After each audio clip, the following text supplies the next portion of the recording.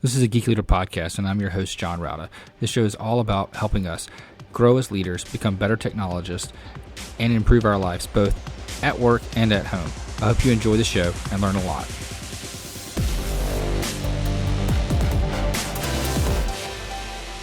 Welcome to a Geek Leader Podcast. I'm your host, John Rauda. And if you could, please do me a favor and take a moment and leave a rating and review in whatever podcast player you're listening to this on, whether it's Apple Podcasts, Spotify, iHeartRadio, doesn't matter. I would greatly appreciate it. And that feedback really helps get other listeners to the show. Also, if you're not subscribed, go ahead and subscribe so you don't miss an episode. And if you feel so inclined, you can go to geekleader.com/tip and donate to the show. Thanks so much. All right, Youth Leaders, today I'm honored to have Tracy Christopherson and Michelle Troseth on the show. And we're going to talk about Polarity Intelligence, which is their book. And we're talking a little bit about how they started MissingLogic and what that is, and how they got into leadership in general. Anyway, with all that being said, Tracy, Michelle, welcome to the show. Oh, thank you. Happy. If you don't mind, just tell the audience a little bit about your backgrounds, how you guys got into leadership, and how you founded MissingLogic, and why you guys decided to write the Polarity Intelligence. Sure. Well, I'll start, and then Tracy can pick it up from there. So we actually met at a work orientation situation 40 years ago, John. We both started working at the same place. We were in a big auditorium. They said, stand up and shake the hand of the person behind you. And I turned around, and there was Tracy Christopherson. Oh, she wasn't Tracy Christopherson at the time. And we really then grew up as leaders together. And in our leadership roles, we started doing a lot of collaboration, a lot of transformational and healthy work culture work. And then we were able to do work due to a mentor of ours with organizations across North America. And we started legacy planning together and knew someday we were going to do something on our own. And we took the big leap and started MissingLogic in 2017.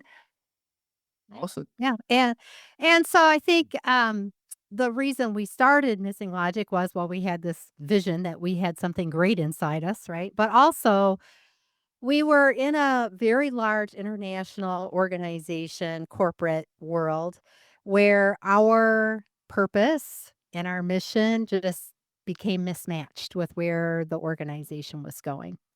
And so, we decided at that point in time, now's our time. Now's our time to step out. And one of the things that we realized in that process was that leaders, they face the same challenges over and over and over. And after 20 plus years of working with leaders and all kinds of, all across North America, that's the pattern that we saw, that they would face the same challenges over and over and didn't understand why and didn't know how to address those challenges or those tensions that were showing up. And at the same time, we were seeing this huge rise in burnout for leaders. And we knew that what we had learned about polarities would be extremely helpful. It is the MissingLogic in their toolkit. And that's why we named our company MissingLogic, and a part of the reason why we wrote the book, Polarity Intelligence, the MissingLogic in Leadership. So tell me a little bit about polarities, and what do you mean by Polarity Intelligence, and what is that exactly? Yeah. Do you want to start, Michelle? No, go ahead. Okay. So polarities actually represent tensions that you experience on an ongoing basis. They're related to competing or contradictory points of view, perspectives, or values. And we have been taught over the course of our lives that we make choices, that every challenge is a problem that can be solved. And so we apply either or thinking to that. If this answer's right, that answer's wrong. If I'm right, you're wrong. It becomes this dichotomous way of thinking. And for leaders, the bigger the problem you can solve, the higher you climb up a ladder, right? The more valuable you are to an organization. So everything's problem focused. But polarities are these ongoing tensions. They need each other over time. And you're never going to get to that sustainable outcome unless you address both. Now, one that we are familiar with, that we manage every day in our lives, our body manages it for us, is inhaling and exhaling.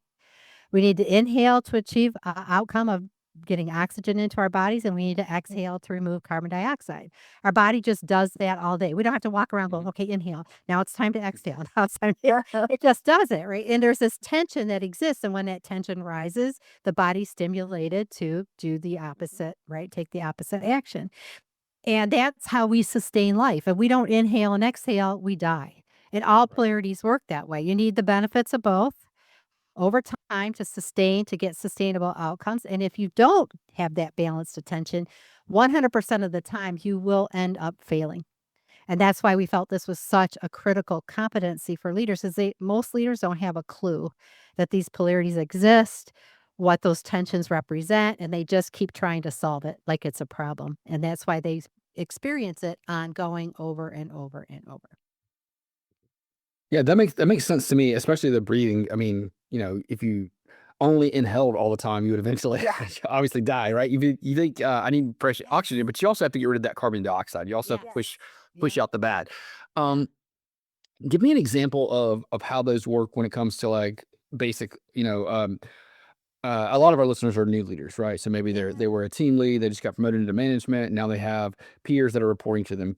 Can you give me an example of how polarities come into play when it comes to managing maybe some of your peers now? Sure. So one that comes to mind right away is leading and managing. It's actually a polarity. And so if you come out of, if you come out of management and that's what you're used to, but you're not used to actually leading, then that's a whole different experience. And so what I love about polarities is it really helps frame things. It's not either or, it's and both. So what do I need to do to be a really great leader now that I'm leading a team, whether it's one person or 50 people? And then what do I need to do to really be a really great manager? What are the benefits of that? And just like inhaling and exhaling, you have to take action both. To be a good leader, I have to really know what some key critical priority actions are for me to take to be a good leader. And I have to know some key critical actions to take to be a good manager. And they're two different things. Leaders, they have to see the big picture. They have to set direction for their team. It's a different accountability. But I also am managing people, so I still need to be responsible for efficiency, for people's role performance. And when I can do both of those really well and achieve that greater purpose of what our organization or what my department's trying to achieve, that is how that's one way, because sometimes we can just keep managing and not leading, or we go too far the other way. We can lead, but we're not paying attention to the details of managing people. Yeah, I Yeah, find the other sometimes. thing that, Oh, go ahead.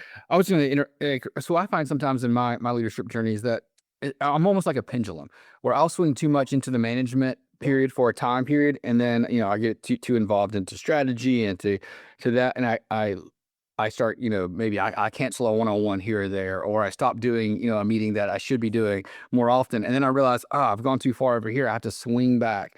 How do we balance that? Is the swing Yes. like what we're supposed to be doing, or? No. Stop that. That's why we think this is so important. Yeah. The reason you swing is because what happens? You start to experience the tension of the pole that you're not giving attention to.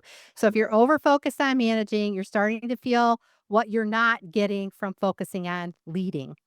And you're in the downside of over focusing. So our natural tendency is it's either or. Okay, this isn't working now. I got to go over here. But what we're trying to teach you is you want to maintain them in a dynamic balance. It's not, I do 50% management and I do 50% leadership.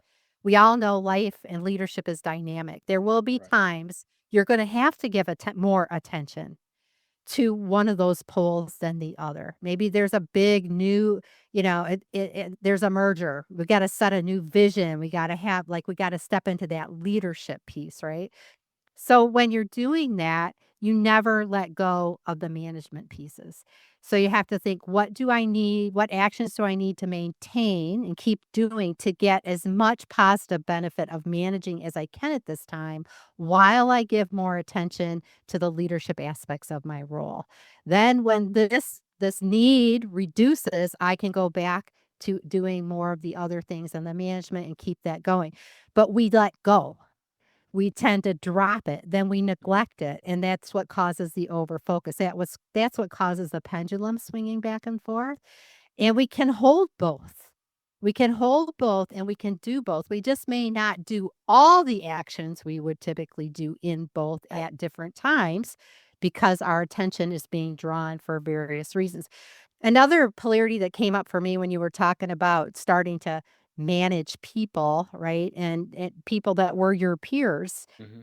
is oftentimes we're responsible for some level of productivity, but we also have to maintain the relationships. And polarity intelligence is but not just about knowing what's a polarity and what's a problem, but it's about healthy relationships and meaningful dialogue or conversation.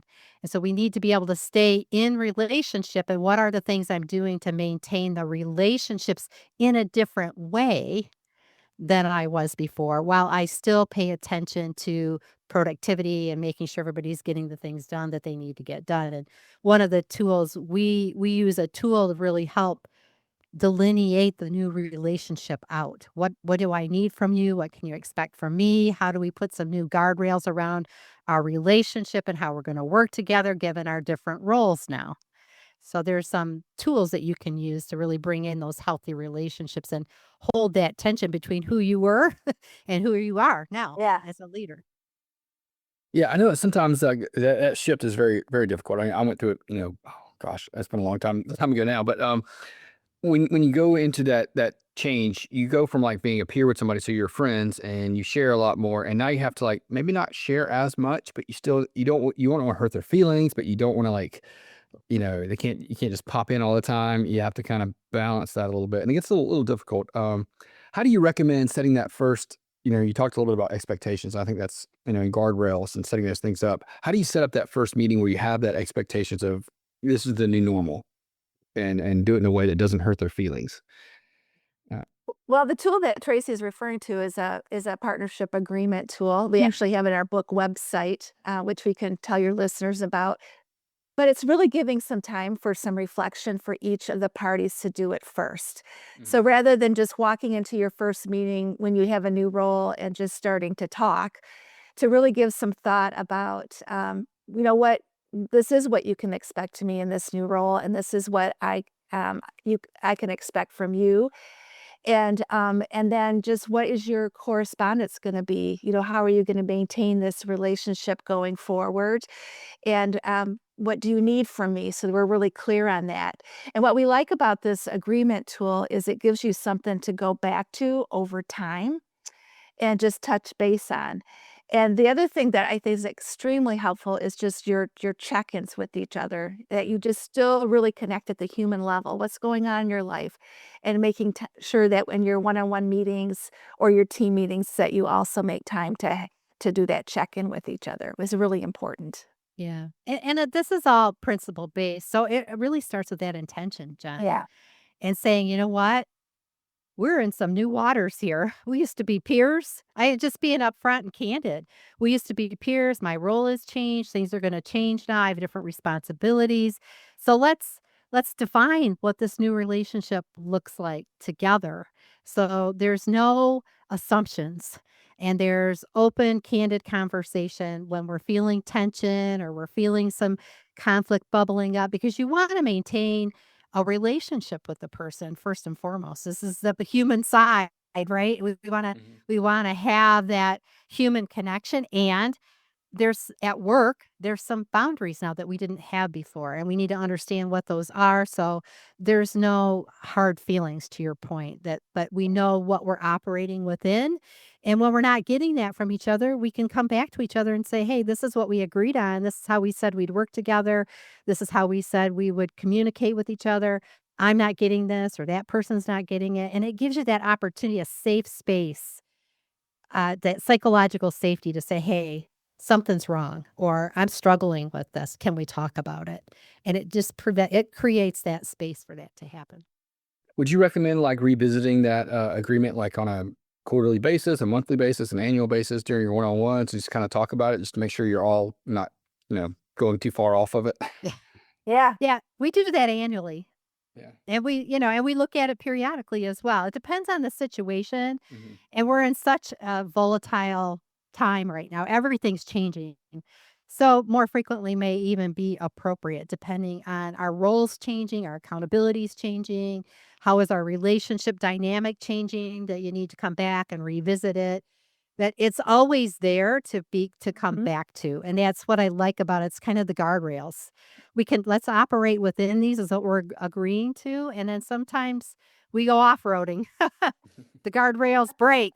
We have a challenge, right? And we need to come back and say, okay, let's talk about this again because something's off. And that's, I think, at the heart of it, and what Michelle and I have learned, we're walking polarity. So we hold different points of view and opposing perspectives. So when we're feeling the tension, we come back and say, wait a minute, we're kind of pulling against each other rather than leaning into each other. What's going on? What's happened? What's shifted? What do we need to pay attention to? And that's the beauty of polarities is you get some warning signs and you stay on track. So you never go down into that deep, the deep end of over focusing or getting off track with your relationship. Do you think the fact that you guys kind of are so different, does that help you guys more? Like, so you can kind of see you have two different perspectives that you can bounce off of each other and communicate? Because I know a lot of times managers tend to hire like their exact same. And I've always found that was very difficult for me. I try to hire my weaknesses, the things that I'm terrible at. I want somebody that's good at that. That way we can complement each other. Is that what you guys see as well? Oh, definitely, definitely. In fact, everyone has a preference poll. So you can look at any polarity and there will be one poll that you'll prefer over the other one. And Tracy and I didn't even really realize this when we started our business together. We saw polarities in work in the world.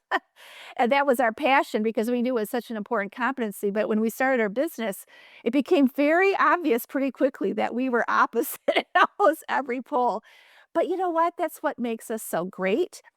It's what helps us understand the different perspectives. And one of the things that Polarity Intelligence teaches you is really to become to see your biases and to really elevate them so that you can really realize, oh, someone's got a different perspective that's equally as important to mine. It's not more important. So I think it's really helped us be stronger. It's helped our partnership be stronger. It's helped us work with other leaders because of our diverse perspectives. Because you'll fail. If we're the same in everything, it's just, that's the other thing polarities teach you. If we're only breathing in all the time, we're going to fail. We have to exhale too. So, yeah. And it's not been easy. I mean, I'm not going to sugarcoat it.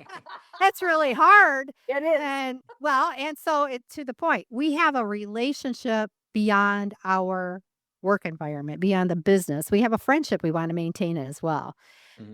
And when when your strengths and your perspectives are in the opposite poles, they highly value both poles, but you tend to go there unconsciously. It's where you lean. Michelle's all about relationships, right? All those aspects. And I'm more about the productivity pieces. Let's get the work done. Let's move things forward. So you can just unintentionally keep creeping out to the extreme. And then there's that tension. So you have to be aware of it. And I think, Michelle brought up a great point that we probably didn't say earlier is that both poles are equally important. Yeah. And the reason this is so important when you're in a situation, in a dyad situation or with a colleague, and you're feeling that tension and you're holding opposing perspectives, one is not right and the other is wrong. If they are an interdependent relationship like a polarity, both are equally important. So I don't have to give up my point of view and my preference to accept Michelle's and to learn and grow and evolve and tap into the wisdom of it and the benefits of it. But historically, we've been taught if I'm right, you're wrong. And that's where we start to pull on the extremes and we fear the loss of what we value. If we only focus on relationships, then I get concerned, wait a minute, we're not getting the stuff done, right? So I'll hold tighter because I feel like we're losing ground. And that's important for leaders to be aware of. When somebody's resisting you, there can be wisdom. It can be they just hold a very important opposing perspective that you haven't considered yet. So you have to open yourself up. And that's what I like about polarities. So it opens you up to those differing points of view that you might not pay attention to. So let me ask you this. Do you have any advice for leaders that may have a difficulty seeing other people's opinions or other people's perspectives and understanding that? Because I know a lot of times when it comes to technology, especially when you rise up in an organization, mostly it's because you've done something good, right? You've been a better coder than someone else, and you kind of it almost fuels your ego a little bit, so that it's hard to see someone else's perspective because you think your way is always better because it's been successful in the past. How do we take a step back and view other people's perspective and see them as equals when you're challenged in something like that? Well, I think that's really where the principles of healthy relationships comes in pretty majorly. So there are some principles around that. And to even evaluate, how am I being with this person? How am I showing up? Am I being intentional with this person? Am I recognizing that our relationship needs to be in balance between myself and this other person? Am I being trustworthy myself? It takes a lot of self-reflection on how I'm showing up. And we can show up one way with someone that we really get along with, and it's really easy. But we need to also look at how we're showing up with people that maybe it's more difficult. And what we really encourage leaders to do, don't look at the other person. Start with looking at yourself. How am I showing up in this relationship? So I think that's really important. The other thing is just recognizing, again, back to preference polls. One of the things we teach, and sometimes Tracy and I will help a group look at um, what people's preference polls are on your team or the other person, and you need to recognize if they have a different one. It's even more important that you listen to them because they're there. There's wisdom and resistance. So it helps you really appreciate that other person. You get out of the pattern of just writing them off and just focusing on yourself. So, Tracy, what else you'd add to that? Yeah, I think in addition to the relationship principles, the other principles that go along with polarities is meaningful dialogue. And in meaningful dialogue, again, there's that intention. I want to learn from you. We all have a wisdom the other person doesn't have because we've all lived different situations. And engaging in a meaningful dialogue is not a debate. It's not my opinion against your opinion. It's not a discussion. We're not going to tear everything apart and look at the intricacies of it. What we're trying to do is develop a deeper understanding of a topic. So we can just sit down and create some space for advocacy of our perspectives, where those points of view came from, how we came to believe what we believe, why we think it's important to consider it, using inquiry, asking questions from a genuine curiosity. And I think that's a big thing, is to sit in curiosity when your perspective is different from somebody else's. What is it that they have experienced that I don't know anything about? And how can this help us? And then another element of that is candor, and sometimes you have to be candid, right? There's candor and diplomacy as a polarity to balance, but sometimes you have to be candid and, say, I don't get it. I don't understand this point of view or this perspective. Help me see it. Be open to having them help you to see something you can't see. And we often do a exercise with images, and people will, what do you see in the image? And usually you can see two different things, like a young girl and an old woman. And oftentimes half the people in the audience just cannot see the old woman. They just can't see. And that's the point of the exercise, is sometimes we just don't have that lens. It doesn't mean that part of that image is not there. We're just not seeing it. And if we can, as leaders, keep that in mind, to be open, that sometimes we can't see the whole picture until we have those other perspectives. And you get Yeah. that through dialogue and conversation. Yeah, I think that's really good, and I think I like what you said about curiosity too, and candor, just being honest about what you don't understand. Because a lot of us, we don't want to say that we don't understand somebody's perspective. We kind of want to just nod our head and go along with it. Um, but asking the questions why a lot of times exposes not just problems, but it also exposes your weaknesses and their weaknesses, and you can put those together and solve it and come up with a stronger outcome. Yeah. Um, I do want to talk a little bit about burnout, because you mentioned burnout earlier. I know you guys talk a lot about burnout proof leadership and things like that. What do you see are some of the top reasons that leaders get burned out? Well, I think the first thing is that they don't think it's possible, and they really look at work-life balance as a 50-50. And so then they just give up on it, and they don't recognize it's another polarity of really balancing. There's several polarities, but the main one that we see leaders struggle with is their professional life and their personal life, and recognizing that dynamic balance between the two, and not dropping their personal life. They go all in on the professional, and they also just really believe that, almost that burnout is a badge of honor. They just have to work harder. They have a lot of beliefs that drive them that cause their burnout. And so that's a key one, is just personal life and professional life. Yeah, they put all of their I would say they put the majority of their emphasis on their career, on their professional life.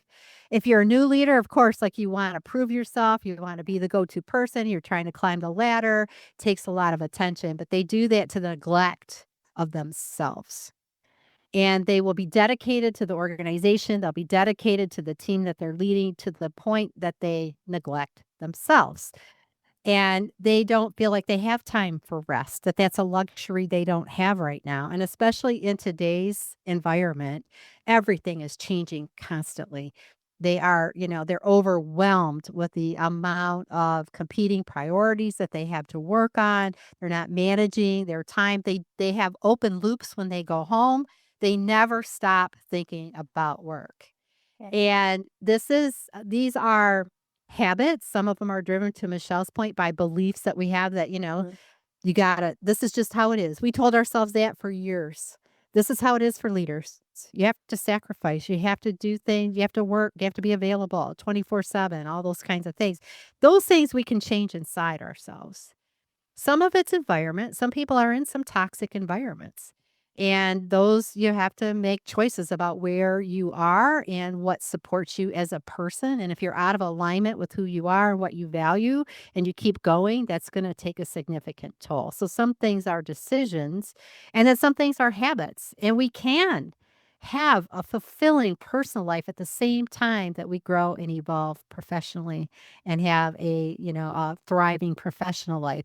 It's making conscious choices about what your priorities are and being willing to take the actions that will help you do that. Now, many leaders try to do that on their own. They own it themselves. You got to involve the people around you. You need support systems. You need to lean into your family to say, hey, we're going through a really busy time at work. This is going to be for a while. It's going to take a lot of my attention and my energy. I want you to know what's happening and why that's happening. And what can we do together to maintain as much connection and engagement with each other at home while I'm going through this? What will work for you? What will work for me? And you lean into your people and you figure it out together, but you don't just try to hold this thing all by yourself like Hercules holding the world, right? Like, you got to lean in, and that's where the relationships, the communication comes in. And, I'm doing my best. Here's what I'm doing. Here's what's happening. Or even at work, my mother fell. We're having a really challenging time, whatever it is. If you're in that sandwich generation, you either got kids or parents or something going on. I got to give a lot of attention here. How can I sustain the best outputs at work as possible while I have to shift a lot of my attention? So you learn to be dynamic in the balance and to engage your peers, to engage your family, to not try to own it all yourself. I think when we try to own it all ourselves, that's when we get into trouble. Yeah, I think you're absolutely right. I've seen that too, where so many people just try to take on too much and don't realize that they have a support structure, and you can use that support structure for sure. It's not a weakness. Yeah, absolutely. And we all think that we need to be able to handle it ourselves and not ask for help, but Yes. I don't know. I found that whenever I ask for help, not only does it take a burden off, but it also empowers someone else to learn more and grow themselves Exactly. too. Yes. And people want to help you. Mhm. They do. They want to help. They want to be supported. They'd rather help you than have you be short with them, grumpy, right? Because when you're burning out, you have a shorter fuse, you have less Mhm. tolerance. So somewhere, it's like whack-a-mole. Somewhere that's popping up, right? And it's showing up in other ways. And they'd rather help and support you and have you show up as your best self than to have an experience of you at your worst self, Yeah. and you're really declining. Yeah. Another thing that I've noticed I whenever I'm burned out, my mind doesn't work as well as when I'm not burned out. And what I found is I remember I went through this period of time at work when I was a new manager and I was struggling. and I was working way too many hours and not focusing on home. And one day I just went to my boss and said, look, I'm going to leave work at between 5 and 5:30. I'm not going to stay late anymore. And I'm going to go home. I'm not going to check my phone until my kids go to bed. And then I'll check it and see if there's an emergency. But I'm going to disconnect from that time. And he's like, I don't know if it'll work. But I realized that like once I made that declaration that I'm going to do this, my time at work became more focused because I knew I'm going to leave at 5. So I'm going to get this done before 5. And I didn't get as frustrated with things. It was just like it was like a freeing moment. Yeah. Have you seen that as well? Oh, Oh, yeah. definitely. Yes. You got to close those loops. Yeah. You got to close the loop. So having a shutdown process, I think, has been very helpful for me. Like I have a shutdown routine that I do so I can close up all the loose ends, let go of anything that didn't get done that's still on my list, have a plan for when that's going to happen, do whatever communication I need to do around that, and just say, okay, the door is closed. Now, I work from home. And for individuals that are remote working, you got to mentally close the door. You can't always physically close the door depending on what your space is in your home environment, right? Your office may be at the kitchen table, right? Yep. Whatever that is. But you got to, it's almost like you got to mentally say, okay, I'm on my commute home. And I'm going to just take some time. I'm going to wrap things up and then I'm going to do my commute home mentally where I just clear my head, get centered, to be present with my family and engage in that. You can do it mentally if you don't have to do it physically. Well, this brings up another really important issue when it comes to burnout leaders, and that is that you have to have boundaries. And in the work we've done, so many leaders have trouble setting boundaries. They say yes automatically. They just feel like they got to take one for the team all the time. And I think what you discovered, John, is that the magic happens when you put some boundaries up for yourself and your own energy and your family. And it's just critical that you really put boundaries around yourself so that you can be more effective at work, have more energy, be more focused. And some people really struggle with that. Yeah, there's a book that I read a long time ago called Boundaries for Leaders by Henry Cloud. And it kind of set that mindset of like, I can set a boundary and it's okay for me to tell my boss no. And, it's okay to say, we can do this, but what are we not going to do this, and have those yeah. discussions. And, once you frame it in a certain way, I found that like, I've never had a boss that wasn't understanding once you've, framed it correctly and explained things. And it's just been one of those, I don't know, learning experiences that I think all leaders need to go through. Yeah. Oh, yeah. And that's where that partnership agreement can come in. When you sit down, you can do these with your one-ups. You can do these with your reports. Yep. But you can say, here's what's important to me. And how can we communicate? When I feel like I'm overwhelmed with work, how can I communicate that to you? How can we collectively come to a decision on where it best is to put my attention if that's something that you struggle with?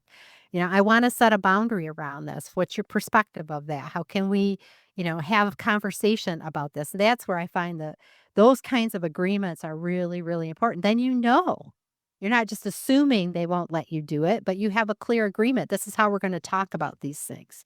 Mhm. And this is why it's important to me. And I want to serve, and I can't serve if I don't take care of me. Yeah, absolutely. I think, I always fall back to the same analogy a lot of times when you talk about taking care of me. It's just like when you're on the airplane, they always say, put your oxygen mask on first before you help those around you, because if you don't, then you can't help. And I always tell my leaders too, always take care of yourself first. You have PTO, you have vacation, use it, take care of yourself and your team will be fine. Once you take care of yourself, they can handle it.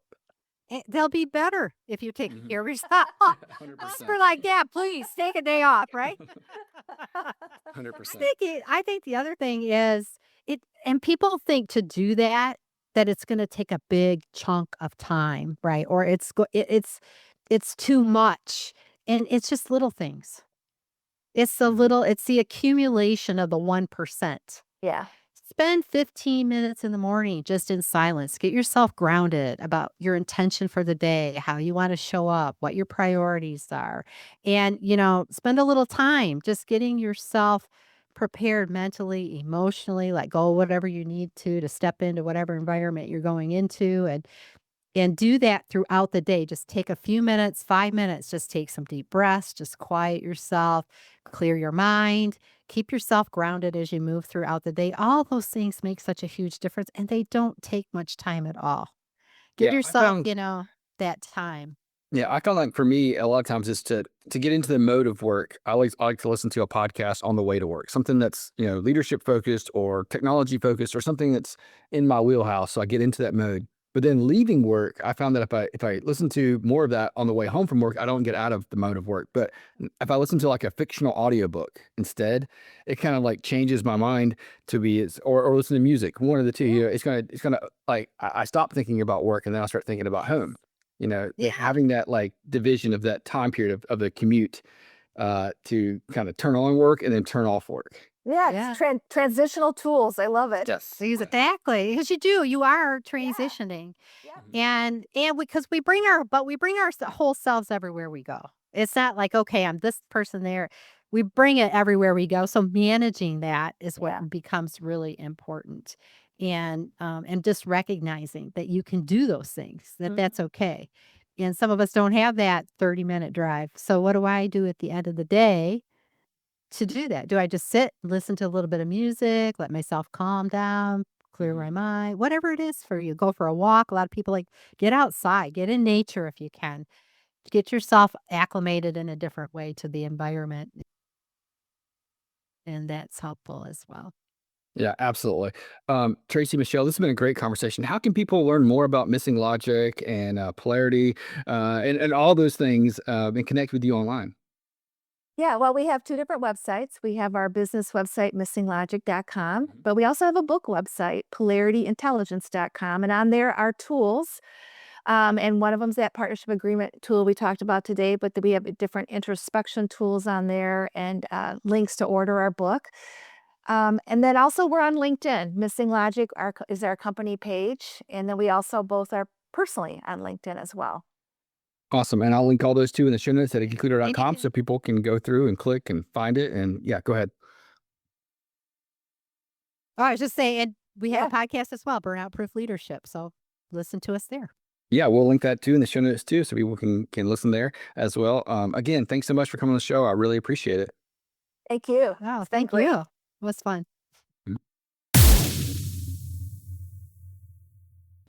Hope you enjoyed the show. Please go to geekleader.com to learn more about what this guest is up to, click on their links, and connect with them online.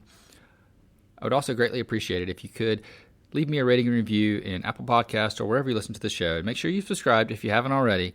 And if you feel so inclined, you can leave me a tip by going to geekleader.com/tip.